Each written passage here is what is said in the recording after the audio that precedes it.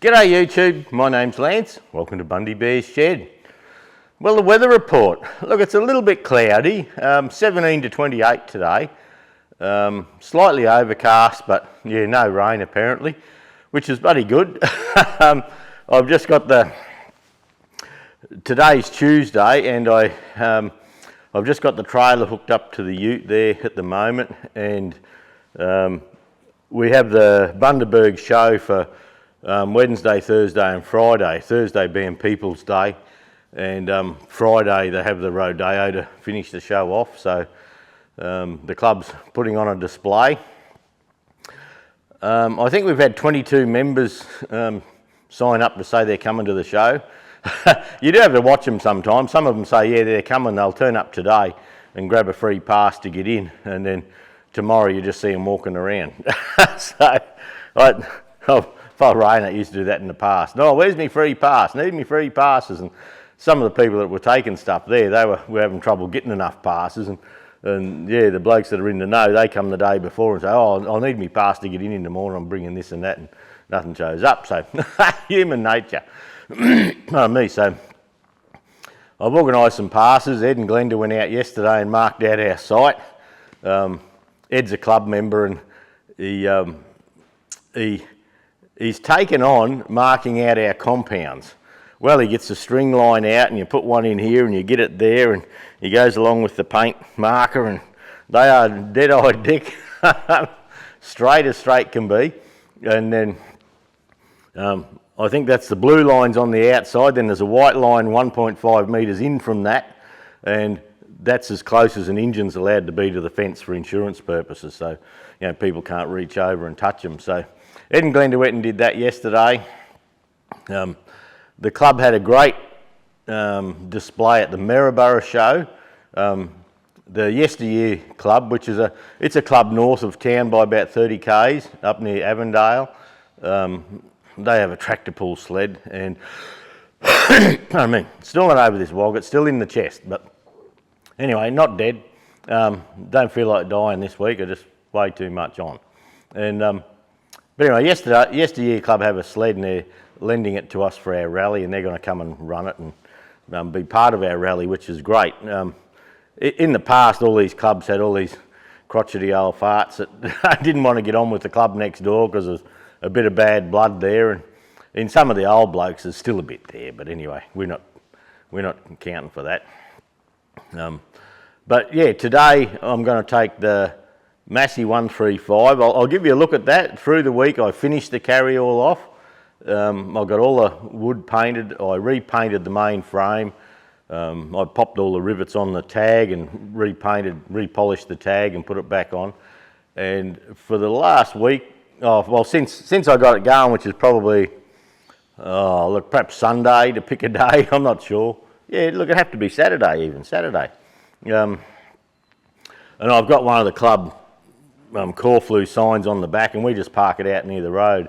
And it'd be surprising the amount of visitors I think I'm getting because people pull up to have a read of the sign. Pardon me. So yeah, we actually got a lot done this last week. You may remember my mate Paul had his TE20 here, and we overhauled the hydraulics on that for him through the week. And I have a couple of photos I popped out onto my Facebook page, the Lance Maskell one. And once we'd done the hydraulics up, they felt good, and I don't know, they felt good, and we thought, what can we go and lift? So he brought his lifting jib. He's got a proper Massey Ferguson lifting jib that goes into the hinged pin, not into the top link, which is great because once you pull on that top spring, if you've got too much weight, it'll pull the spring back and it'll try and lower, not raise. So that's why they hook onto the hinged pin. So we hooked that up yesterday. The heaviest thing I could see around was a Massey Ferguson 35 cast wheel. So we got the tyre, we got the rim, and we have a heavy cast centre that's only available in Australia. And look, I don't know what they weigh, 250, 300 pound maybe, or look, they're bloody heavy anyway. I know if you drop one, you can nearly cut stainless steel washers off your bum lifting them up again. So they're bloody heavy, but anyway, with a couple of revs at an idle, it'd take the weight and you could just see it sneaking up on it. But once we give the tractor a bit of a rev, she come up, and we turned it off while it was up there, and it held it. You could see with the TE20, you could actually see it, dropping slowly, but way better than it was apparently. Paul said the problem with the tractor was that I've got a fair bit of sun glaring in here, but I don't think it's affecting the video. And yeah, he said when it's hot, it just wouldn't lift at all. So we're hoping we've got it fixed. We pulled the whole rock shaft apart and pulled the cylinder out, and we honed all that out. And we were thinking of putting the Ford 9N hydraulic piston in with the O-ring and the backup washer, but there was a score in the bore that we couldn't get out. And in Australia, like the new cylinder was like $170 or something. And for what Paul does, he didn't want to go to that expense. So, and we looked at if we went to the new cylinder, well then we could put the new O-ring in, or the new piston, and the new piston's, look, I think it's $90, something like that over here. And see, we cop a caning with prices. Around the rest of the world, you might think, holy shit, that's dear, but when you got a double, if something's 100 British pound, well, it's going to be 200 Australian dollars roughly, plus freight to get here. So that's why our prices seem out of whack with what I see in the rest of the world. Same in America, we bring it in, our Aussie dollar buys about 64 American cents for $1. And then we got to freight it here. So things the prices get out of hand. But we have noticed, even since I've sold the business, I was talking to Dean that bought it off us about parts, and he said, yeah, everything's going up all the time. Sparex is, he said Sparex is one of the main ones because their head office is in England. And so they say, well, they treat Australia like a dealer, and so everything that comes to Australia, you've got to have a margin, which that's fine, everyone knows about that, but they can't understand that we got Bearco and Bepco, TVH and that in town here, selling parts cheaper. You could argue about quality all day, but they don't seem to quite understand that. So anyway, that's just how it is. So we ended up honing Paul's bore, putting new piston rings in, made sure the gaps were 180 degrees opposed to each other, so the oil had the biggest run to get out. And I pulled the hydraulic pump apart, and rather than put aftermarket valve chambers and all in, I chose to bug around with the seats on the in the housings there. Now, years ago, or a little while ago, you might remember me showing you this tool. Now, this tool is for hydraulic pumps, and you can see a little blade cutter here and a little blade cutter there. And they're a set depth, that's non-adjustable. And this is a guide down the bottom, and this sliding guide slides down the bore. So I got this out onto Paul's, and I sat it down there. It sat in there beautifully on the TE20, and I cut the seat a little bit, and it was cutting the bottom seat but not the top seat. So I sat it all up on the bench there, and I realised that this tool here is not for the TE20, because the TE20 has the small valve and the large valve closer together. So once I cut the one seat, that's a beautiful sharp tool, lovely. But back when I bought some parts off Ivor, down in, I think it was Ballarat way somewhere, these cutters came with it. And I have showed you these before, but it's a hand cutter. You can see like a serrated edge on it, and that's for the little one. And this tool here with the step. So once you cut the seat with this and the step gets too wide, you can pull the top of the step down a little bit evenly. So where the tool for the 35 135 and at the Mark 1, 2, 3 hydraulic pumps, where it sets the gap between the two valves for your spring tension, this one here you have to gauge by hand, and I found this worked best when I held the tool in the soft jaws of the vise and I turned the body around, and I got the endoscope then down to have a look when we had a nice seat. So it turns out that these tools that I've had are probably for the TE20s. Well, we think. There was no marking on them, it was just with it, and it works perfectly for the TE20. And this other tool, the later tool that I have a couple of, they look like they're for the 35. Yeah, the 35, the 135, 168, 178 and all that sort of thing. So, and the valves were quite marked, so I set the cross slide on the lathe, run the lathe backwards, picked them up in collets, and yeah, I recut the seats. Now, the seats were bloody hard. The cast valve chamber on a TE20 is quite soft, and they'd marked quite well, but we cut a nice new seat on them, and I cut new seats on the lathe over there, and look, it seems to be a good job, seems to work really well. So I learned a little bit. I do have a pump out of, oh look, I think it's a 135 over in the parts washer that's been just in the corner of the parts washer for who knows how long. I'm half tempted now to pull the pump out and see if I can redo all the valve chambers on that for another job. Yeah, rather than buying the aftermarket ones, and yeah, just reclaim the old ones, which I mean is probably a good thing. The valves were quite hard. I had to cut them with a tungsten tip, a carbide tip, and they were that hard that you actually got a polished finish off them, which sort of suited well. I didn't lap them or anything, I just put them in. So new gaskets top and bottom, and look, I think it worked well for Paul. We've got the tractor outside there still. We might go for a walk at the end, and I'll show you his little Fergie with a lifting jib and what we lifted. So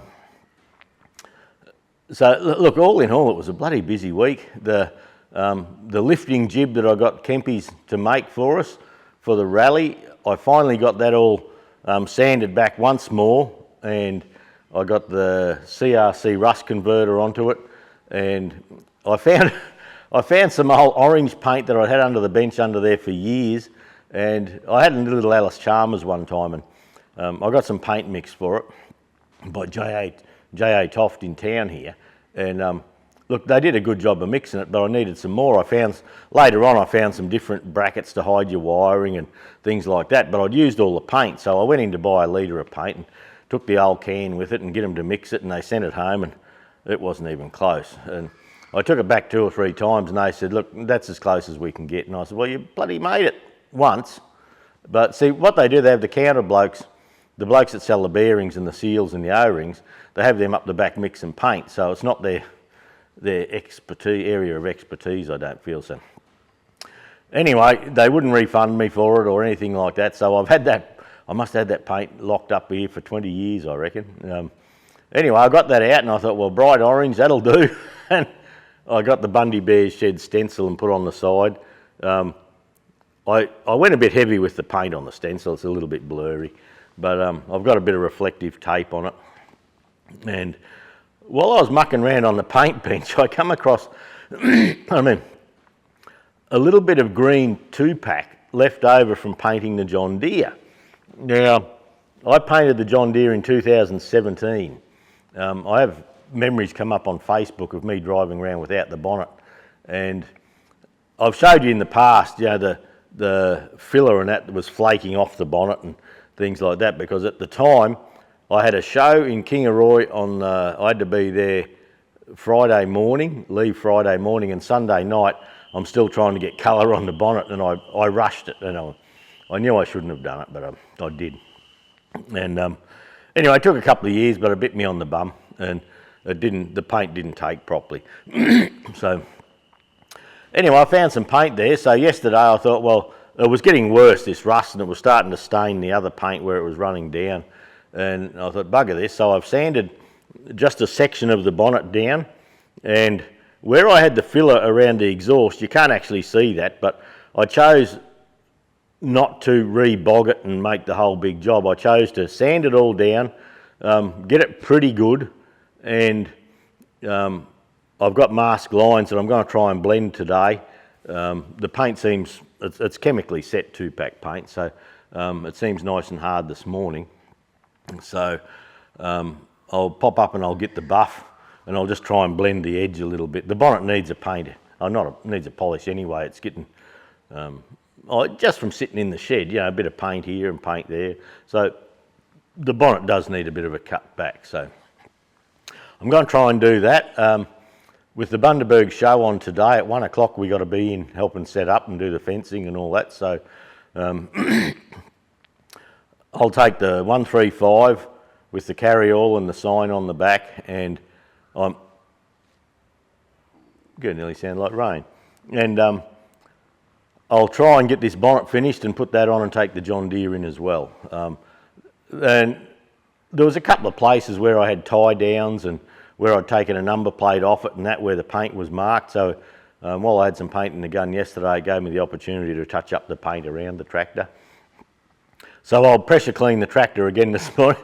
I put some degreaser on. I use that CRC Hot Shot degreaser, and I put it around the hubs and all that because it was getting a bit of an oily, greasy stain from the kingpins, and bugger me, I've got the pressure cleaner and spread it all over the wheel.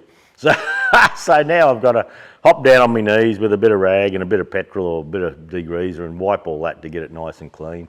But I'm hoping I can get the bonnet good enough. Now, with the bonnet, it's not perfect, and I will do it properly one day, but I'm just in no hurry to do that. I have so much else to do.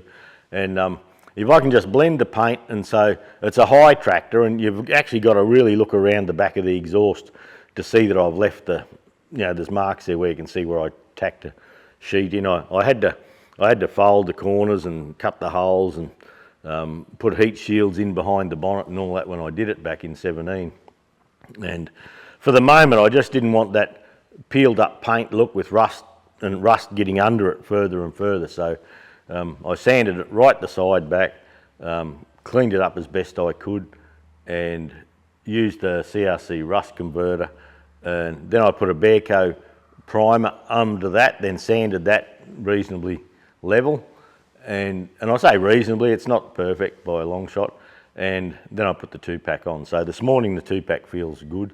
So I'm hoping to blend that in and go from there. So yeah, I seem to be coming out the other end of the wog. I seem to have a bit of energy back, and which I needed because Paul was here for, well, by the time we mucked around, and you know, we stopped and chatted and mucked around, but we're on his hydraulics for 3 days roughly. By the time we cleaned housings, and then he'd help me with something, then we'd go and do something else. So go and eat a mandarine off the tree or something. And but he's going to take his tractor. He should be here shortly, and he's left his trailer here. He's going to take the tractor into the show. Then he's going to go to Rocket Reco's place. I think he's going to shift a couple of tractors in. Dave's had back surgery and can't hop on the tractors, or he can hop on, but he can't push the clutch pedal. And then Trevor Leeson, another older member, he jigged his back a fortnight or 3 weeks ago now, I suppose it'd be. And he's got his setup with engines on a box trailer type setup, and that's all this trailer does. It's got engines and pumps bolted to it, and he doesn't want to bugger his back up swinging the trailer around, so Paul's going to pop around there at 12:30 and help him hook the trailer up to his ute so we can get it into the show this afternoon, and then there'll be more of us around to help him undo it then. So but yeah, the wheels have fallen off. Jan, one of our members, a very active member, he got told by the doctor no buggering around. He's got a blockage in an artery near his heart. So today he was going in to see what was going on with that. Alan's away. Trevor and Helen are away. Yeah, Jonesy and Robin, they always bring engines, but he was telling me the other day that he'd pulled a muscle in the back of his leg or something or other. So that's what you get when you're in a club of old blokes, eh? The wheels fall off. But anyway, we'll just see how it all goes. But look, that's about all for the shed chat part of it. I'll go handheld for a bit with the camera. I'll show you a bit of what we've been up to, and yeah, I've got the trailer hooked up, ready to load tractors and muck around. So, but I will probably put the most of the time this morning into tidying this bonnet up if I can get it to where I want it. So we'll see how we go. So, all right, that's it for the moment. I'll try and take a bit of footage of the show, but I'm not real good at that sometimes. You just get busy and putting stuff up. The club went to the Childers show and had a good display. Kevy Sim come and got the, got the A-frame that I made. I finished that A-frame with the Corflue signs advertising the show. I finished that, and we sent it to the Childers show the other day. So that's a good thing. They had a good turnout for the show. So yeah, we've been doing a lot of shows lately, and we're nearly all showed out. But anyway, we'll see how we go with it all. We have a Bunnings sausage sizzle as a fundraiser for the club on the 13th of July in Bundaberg. Yeah, any members just come and help. And we usually end up with enough people to do the job, and it's a social occasion. When you're doing nothing, you just sit in the corner and have a chat to everyone and bug around and just enjoy yourself. Yeah, so it's a good social day. A lot of the ladies just do the money. Whoever's doing the money doesn't handle the food, and vice versa. Cook sausages and bugger about. So anyway, we got a meeting before then, so I should be able to rally the troops for that. The government grant for the shed up at Mullet Creek, we put in a grant, and a couple of old blokes said, I wasn't really holding a lot of hope of getting it either, And anyway, we got it. I think I mentioned that last week, so we have to work out how we disperse that correctly and properly, that the government's happy and don't ask for money back, and we've dotted all the I's and crossed all the T's and made all that right. So we have to sort that. But I was trying to get up to the shed at Mullet Creek and pick up a couple of club engines to take to the show and bring into my shed here and leave here until our rally, because we have a couple of things. We have our rally coming up, then we have Agro Trend. I think Agro Trend's after our rally, and I thought, well, I'll just get them in here. I can run them up and make sure they're okay. But with working on Paul's tractor and trying to get stuff done for the rally, I haven't got up there. Perhaps I could race up this afternoon or something, but anyway, I don't think I'll get there by the sound of it. Just a bit too busy for the moment. But anyway, if you're in Bundaberg, come to the show, come and say g'day. It's a Wednesday, Thursday, Friday show. It's one of the biggest shows that we do. But yeah, come and say g'day, and yeah, might talk to you then, eh? All right, have a great week, everyone, and yeah, catch you a bit later on. Okay, here's my bonnet, and you can see I've got a line there and a line up here. So all this section here I tidied up. You can see it's all rough through here. That's the bit I chose not to fix up. I just don't have the time or the stuff to do it at the moment, but when you're looking at the side, because when you come out and look at the tractor here, the rough piece is up high, like that. That's level with my eyes now, and the rough piece is behind the muffler and a little bit behind here.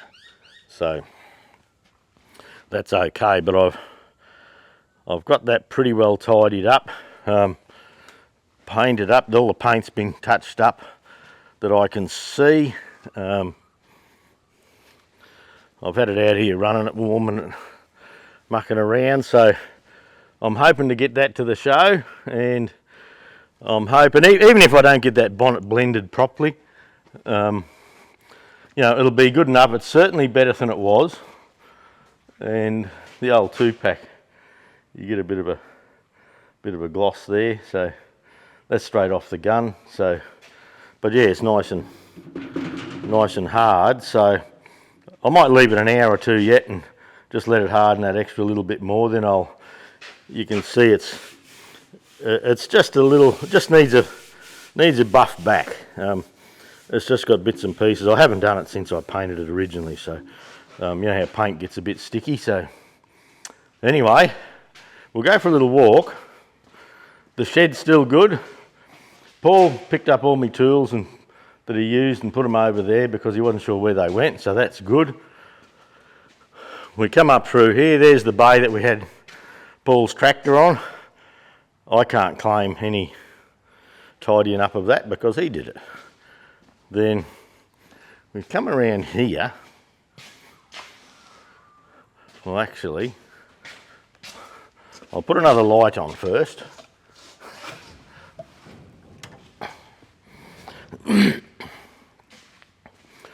Right, we come around here, I've got all this room. And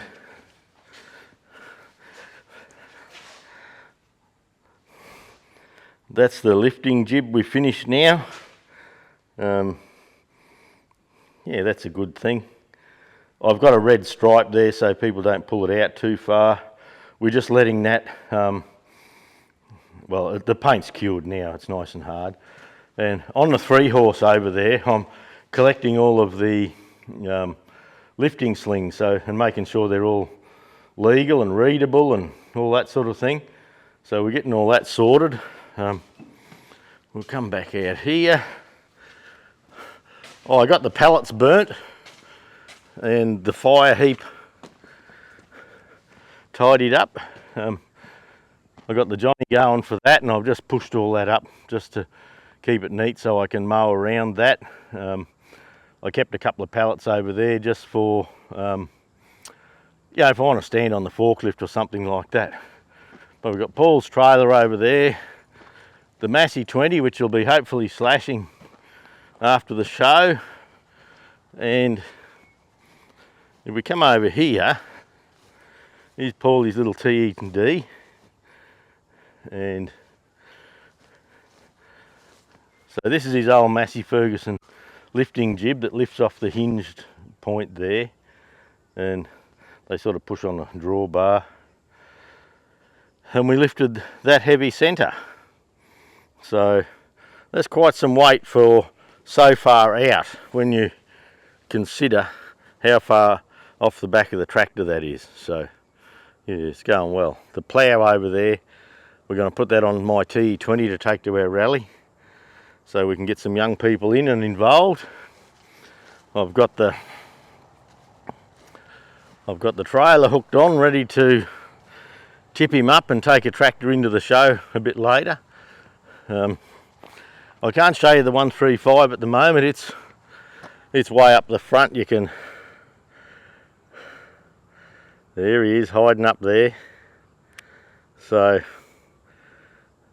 but I'll have to bring it up and put it on the trailer, and yeah, get organised. So for the moment, I might go up and grab that 135 and bring it back and get it ready to load up, and that'll leave it a bit later, leave the paint sort of go off a little bit on the bonnet of the John Deere 420, but that should tidy that 420 up nicely. So there you go.